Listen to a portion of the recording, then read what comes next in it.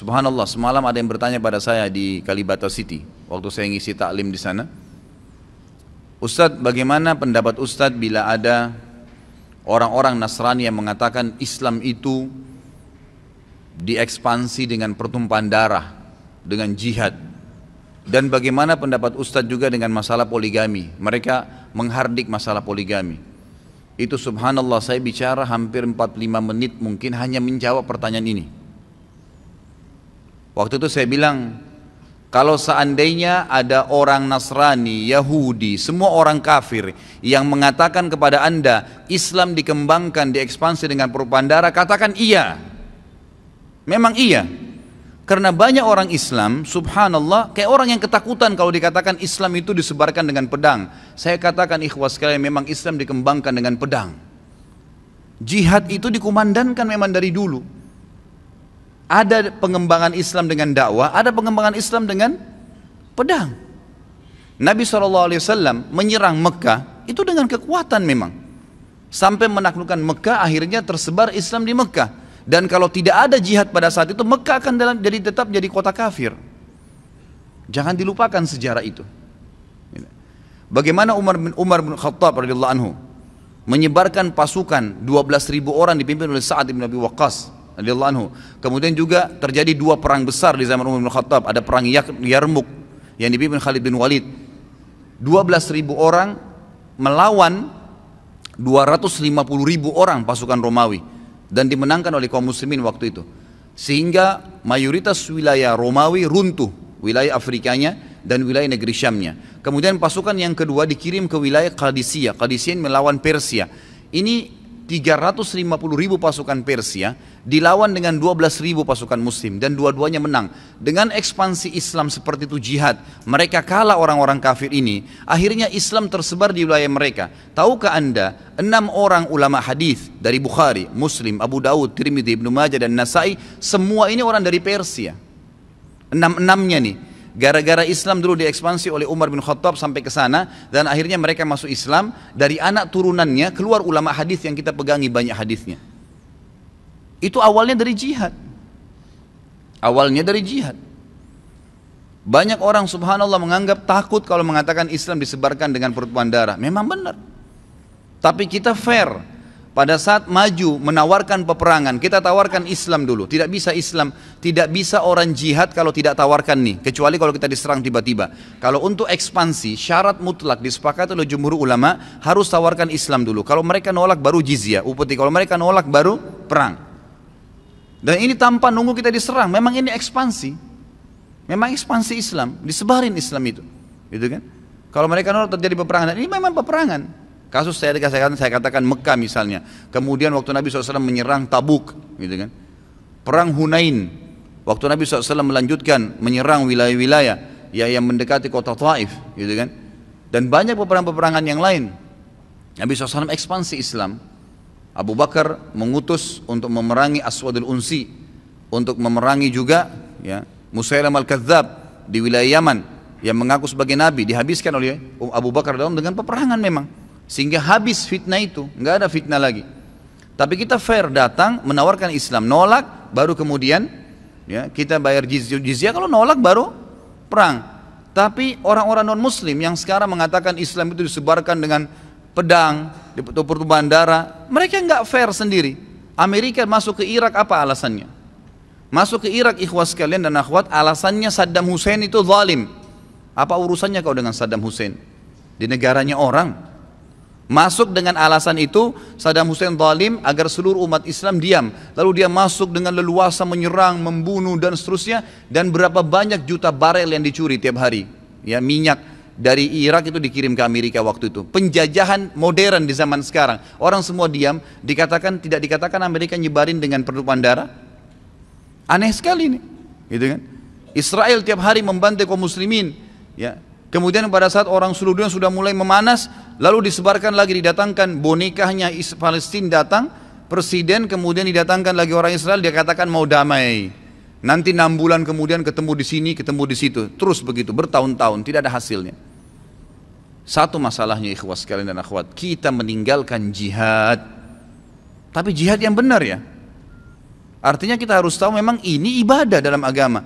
Jangan karena kita dikatakan teroris lalu kemudian kita tidak berani jihad. Enggak, ada jihad itu, tapi pada tempatnya dan waktunya, gitu kan?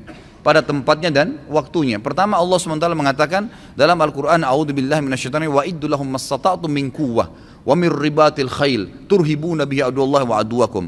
Kata Allah SWT, kalian harus punya persiapan, keterampilan untuk berperang. Dan itu untuk menakut-nakuti musuh-musuhnya Allah. Memang dianjurkan. Nabi SAW menyuruh kita punya persiapan. Nabi SAW tiap hari melatih sahabatnya berkuda, melempar tombak, memanah, berenang. Bahkan beliau mengatakan, ajarkan anak kalian menunggangi kuda sementara kuda itu berlari dan suruh dia loncat di atasnya. Para sahabat tiap hari melatih diri mereka dengan keterampilan. Bukan untuk terorisme, bukan untuk merebut haknya orang lain, tapi untuk membela agama Allah Subhanahu wa taala.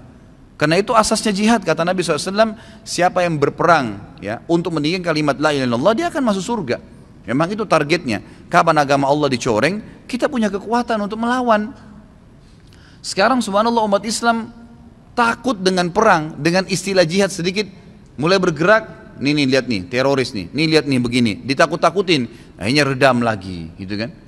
Yang anehnya ini pemimpin Islam ini tidak tahu kenapa nina bobok semua tidur. Tidak ada yang bergerak, tidak ada yang mau membela agama Allah Subhanahu wa taala. Mana Mu'tasim tadi? Mana Umar bin Abdul Aziz? Kalau Umar bin Khattab hidup sekarang ini luar biasa ini.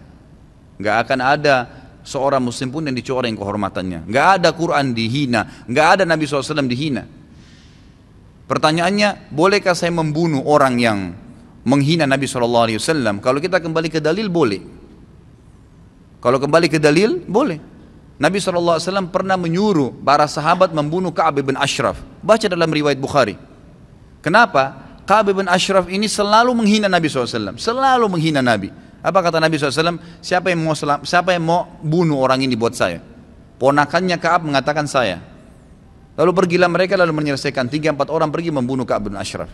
Waktu mati pimpinan yang jahat ini, semua pengikutnya dari orang Yahudi yang tadi mencaci Nabi SAW ketakutan, berhenti, redam, karena kepalanya sudah mati. Itu banyak contoh berhubungan dengan masalah itu. Ini bukan saya ajar anda ini supaya keluar dari musyrikin lalu berperang, bukan. Tapi kita harus ya adil, proporsional kita di sini. Artinya kalau memang saatnya membela agama, ya membela agama, gitu kan. Jangan tetap saja kita lemah. Masuk dalam hadis Nabi SAW, hadis sahih. Kata Nabi SAW, yushaku an tada'a alaikumul umam kama tada'al akalatu ila qas'atiha. Nanti ada tiba saat di mana kalian ini akan dikerumuni oleh al-akala. Al-akala ini bisa berarti dua. Yang pertama berarti ya serangga kecil atau ulat kecil yang memanggil teman-temannya untuk mengeroyoki satu makanan, dan kalian tuh makanan itu dikeroyoki oleh serangga.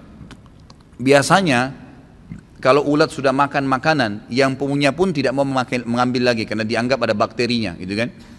Jadi begitu dikeroyokkan sampai nanti habis makanan itu. Makna yang lain kata ulama adalah al-akala, maksudnya di sini adalah orang yang punya makanan ngundang tamu, ya kemudian ditaruh di nampan, dihadirkan nampan, kemudian pada saat dihadirkan nampan tersebut, ya, dia manggil tamu-tamunya, ayo makan yuk. Di makanan nampan ini, kalian nampan makanan itu dan ini semua adalah umat-umat selain kalian mengurumuni kalian. Para sahabat waktu itu ikhwas kalian kaget dan berkata apa? Amin killatin nahnu yawma idin ya Rasulullah. Waktu itu kita sedikit jumlahnya Rasulullah. Kenapa sahabat tanya begitu? Karena waktu itu saja jumlah sahabat sedikit, orang-orang kafir pada takut semua, gitu kan? Maka nggak masuk di akal kalau umat-umat semua ngeroyokin sementara jumlah kita banyak. Jawaban Nabi ternyata menjelaskan kepada mereka apa? La bal antum kathir, tapi kalian banyak pada saat itu, bukan sedikit, banyak. Bahkan sebagian ulama hadis mengatakan perkataan Nabi SAW bal antum kathir artinya kalian lebih banyak daripada musuh kalian. Sekarang jumlah manusia 7,3 miliar, umat Islam itu kurang lebih 3 miliar. Hampir 40% dari penduduk ini orang Islam. Apa kata Nabi SAW? Walakinnakum gutha'u ka gutha'is sayr. Tapi kalian seperti buih di air, di lautan, dibawa oleh ombak. Busa-busanya tuh air, kalau air biasa bergaram seperti itu kalian. Banyak tapi nggak ada gunanya, diombang-ambingkan sama ombak. Lalu kata Nabi SAW yang mengatakan di sini, dan Allah akan masukkan dalam hati kalian al-wahan. Ada wahan pada saat itu. Para sahabat mengatakan, wamal wahnu ya Rasulullah. Apa itu wahan ya Rasulullah? Yang menjadi penyebab utama kami waktu itu seperti buih di lautan, banyak tapi nggak ada kekuatannya. Ya, kata Nabi SAW, penyebab utamanya adalah wahan. Sahabat bilang, apa itu wahan? Kata Nabi SAW, dua riwayat. Satu riwayat Bukhari, satu riwayat Abu Daud. Riwayat Bukhari berbunyi, ya hubbud dunya wa karahiyatil maut. Cinta dengan dunia, kalian betul-betul biar waktu sholat datang tetap bisnis, biar apapun pendapatan haram tetap didahulukan daripada yang halal. Pokoknya dunianya luar biasa, mendominasi, meninggalkan akhiratnya. Dan kalian takut dengan kematian. Nggak ada lagi pikir masalah akhirat, nggak ada, takut mati karena tidak ada amal solehnya. Riwayat Abu Daud yang lebih agung, kata Nabi, maksudnya lebih agung sini secara makna ya, bukan berarti mengalahkan riwayat Bukhari. Kata Nabi SAW, karahiyatil hubbud dunya wa karahiyatul jihad. Cinta sama dunia dan benci dengan jihad. Benci dengan jihad. Jadi benci membela agama Allah Subhanahu wa taala. Ini yang jadi masalah buat umat Islam sekarang. Tentu di sini ada kelompok yang ekstrim keluar karena semangat jihad lalu tidak ada instruksi, tidak ada pemimpin, tidak ada penyebab tiba-tiba membentuk pasukan lalu menyalahgunakan istilah jihad, membom dirinya. Ini nggak boleh dalam Islam. Membunuh diri nggak boleh dalam jihad. Tidak boleh dalam jihad. Kita perang, melempar bom, kena orang mati, kita kena percikannya mati, itu baru mati syahid. Tapi kalau bom diri itu bunuh diri namanya. Terlebih lagi membuat kerusakan, membom di wilayah umat Islam, tidak boleh. Nggak boleh gitu kan. Bagaimana caranya dibom di Jakarta padahal pemimpin kita muslim, mayoritas muslim, masjid lagi ditakmirkan gitu kan. Alasannya membunuh 2 orang turis. Apa gunanya membunuh 2 orang turis? Pergi ke Israel sana bunuh presidennya, itu baru jantan. Di sini diam-diam masuk bom dirinya. Siapa yang bilang jantan itu? Subhanallah. Lalu mengatasnamakan jihad. Dari mana jihad membunuh diri itu? Gak ada sama sekali. Kalau dibunuh oleh musuh, iya betul, gitu kan? Sampai sekarang ikhwas sekalian, fatwa yang mengatakan bom bunuh diri boleh itu 1% dari ulama. 99 semua mengharamkan. Gak boleh bom bunuh diri itu. Biar di Palestina. Disuruh melawan, lawan silakan. Mati, ya itu mati syahid. Tapi kalau bunuh dirinya, berarti dia bunuh diri dulu. Itu bukan mati syahid namanya. Nggak ada hubungannya bunuh diri dengan mati syahid. Ini harus difahamin. Jadi harus kita betul-betul pada tempatnya gitu kan. Tidak boleh juga kita terlalu lemah, lalai betul-betul meninggalkan sama sekali. Artinya kita punya kesiapan, punya pemahaman ilmu. Kapan dibutuhkan kita akan siap untuk membela agama Allah Subhanahu Wa Taala. Kan begitu. Ini yang dimaksud. Jadi kalau ada orang mengatakan Islam dikembangkan dengan perbuatan, katakan iya dalam beberapa keadaan dan yang lainnya enggak. Karena yang kami junjung adalah kebenaran. Sama halnya tadi dengan masalah Islam mengatakan poligami. Emang kenapa dengan poligami? Apa masalahnya? Emang cuma orang Islam yang poligami? Orang non-muslim juga banyak. Nabi-nabi sebelum kita, Nabi Bani Israel, Nabi Muhammad SAW punya 9 istri. Nabi Sulaiman punya 99 istri. Dalam hadis Bukhari. Itu Nabi Sulaiman adalah nabinya Bani Israel, gitu kan? Keturunannya Nabi Yakub. Nabi Yakub punya 2 orang istri. Nabi Ibrahim AS punya 2 orang istri. Banyak nabi-nabi. Itu bukan aib, bukan satu kekurangan. Seorang laki-laki yang punya kapabilitas, punya kemampuan, kenapa dia tidak lakukan? Dan apakah kita mau mendustakan hadis Nabi SAW bahwasanya seorang laki-laki di surga minimal memiliki 2 orang istri dari bidadari? Emang itu ada poligami di surga ataupun di dunia? Apa yang aib? Kalau orang muslim bilang kalian umat Islam mengatakan boleh poligami, ya memang begitu. Kalau kalian mengatakan monogami silahkan. Kalau kita tidak, yang mampu silakan poligami. Ada sebuah kisah, saya tidak tahu kebenarannya, tapi dinukil oleh salah seorang yang saya percaya. Dia bilang ada seorang kiai ketemu di pesawat dengan satu orang pastor. Sudah masuk waktu? Hah? Baik. Ada seorang pastor ketemu dengan seorang kiai, orang Indonesia, ngobrol di pesawat. Lalu kemudian pasturnya minta dihidangkan khamr, minuman keras di pesawat. Lalu kemudian waktu dihidangkan minuman kepada kiainya bilang, enggak, saya mau minum jus apel saja. Kata si pastor, kenapa enggak minum khamr, kenapa enggak minum bir ini, minuman keras ini?